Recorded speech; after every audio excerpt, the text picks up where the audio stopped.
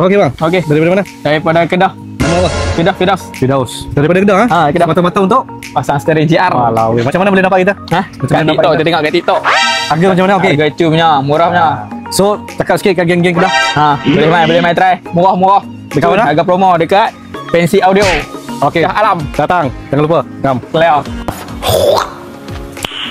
Nice. Okey, hi guys. Hari ni kita ada sebuah Vios Jerung. Okey, owner datang daripada Kedah tau.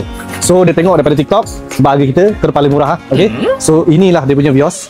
Boleh nampak padu tak padu. Cadu tak cadu lah kereta dia. Cantik kan? So, ni owner dia nampak. Handsome oh. Okey. So, kalau nampak kereta ni boleh hon-hon lah. Okey.